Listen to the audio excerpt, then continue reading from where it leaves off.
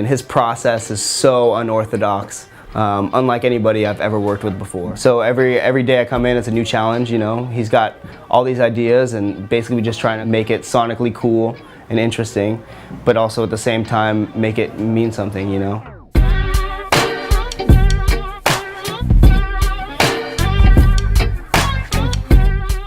My day-to-day is I get in here at noon and I leave at midnight, 5 days a week. And basically it's just making sure that I have everything on the album that I'm trying to convey. So I'm in here writing songs, scrapping songs, loving songs, hating songs. Typically, most artists have a producer that works with them. Some of the time, there's people that actually write the songs or co-write the songs with them. This guy does everything himself, including playing all the parts on the record. We're super protective of Negrito, and we try and create a bubble for him. That's where the hums came out, and it just happened, you know what I'm saying? The last one may have been the one I'm looking for. Last one I just did. We call that the Negrito hum.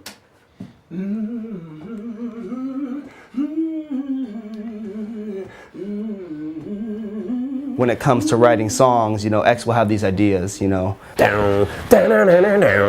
And they all start different. Sometimes it's just guitar riffs. Sometimes we start with a drum loop or a vocal melody. And we'll come in and lay the framework in Pro Tools.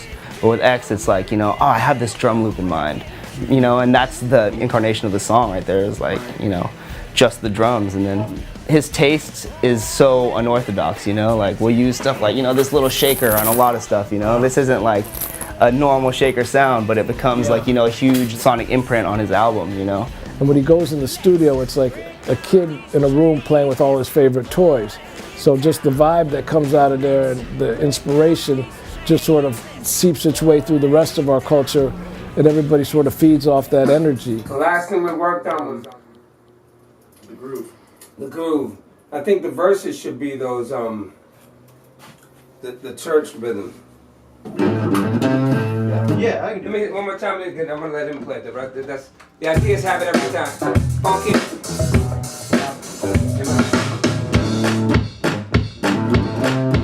You know, we'll chop it up and then we'll play with it a lot before it gets to its next step, which is to send the rough framework out to some of the musicians that he uses. We send it down to a guy, and he's based out of Tokyo, Japan.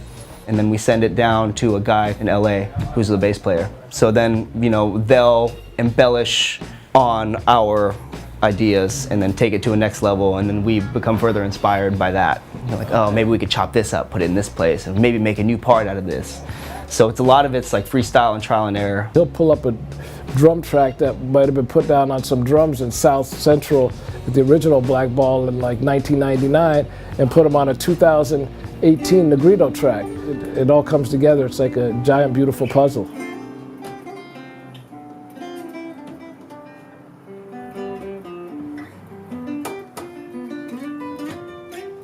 What are some of the negative aspects towards working on an album like this? What are the other negative sides? I think having to hand it off to people, like you gotta hand it off to be mixed, that can be very scary, you know, because since I write the albums, I produce the album, and I'm in the room recording them, I kind of want to divorce it a little bit in the mixing phase, but that can be the time when you really lose stuff. And as a producer, that's a good thing, because it's good to let people in too. I believe in letting people in. It's like an army, and you want the strongest people. Sometimes you'll have an idea that can't come out the way you think of it, or when it comes out it isn't, you know, what you thought. So like, you know, you'll end up scrapping stuff. So it can be frustrating trying to get material out if it's like, you know, if it's not coming out of the speakers the right way, you know.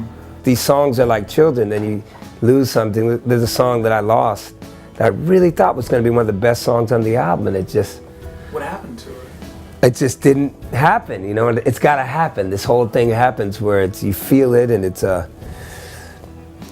very spiritual. I know that's overused. Musicians, we only know a few words. Spiritual, man. Yeah. So, yeah, you lose them, and I'll be back. I'll come back around. I lose songs a lot. Maybe 90% of the time. I don't know. Wow. I start off with 100 ideas, and then it's down to 10.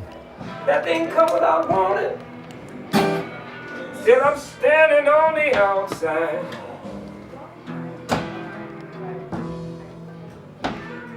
You give me the feeling when you're standing on the outside. I feel like the way our approach to making this stuff is not always technically correct. So like when I'm engineering other projects, I'm always trying to be like spot on with the techniques. Here it's like all techniques go out the window because the main goal is to get the song across, you know? A lot of things we do here, we take shots. We're not so much by the playbook. If we feel something and it's in our gut, we go a lot by our instincts because that's what's taken us this far. We don't let motherfuckers come in and talk about hit songs or what you got to do with the radio. And we like, oh, it's just gonna turn off your fan. We don't allow none of that to come his way. It's a rare thing for, in my opinion, for an artist to find their own sound for real, like something that they really own, something that other motherfuckers would imitate. He's talking about, you know, things that are happening in the world that a lot of us feel.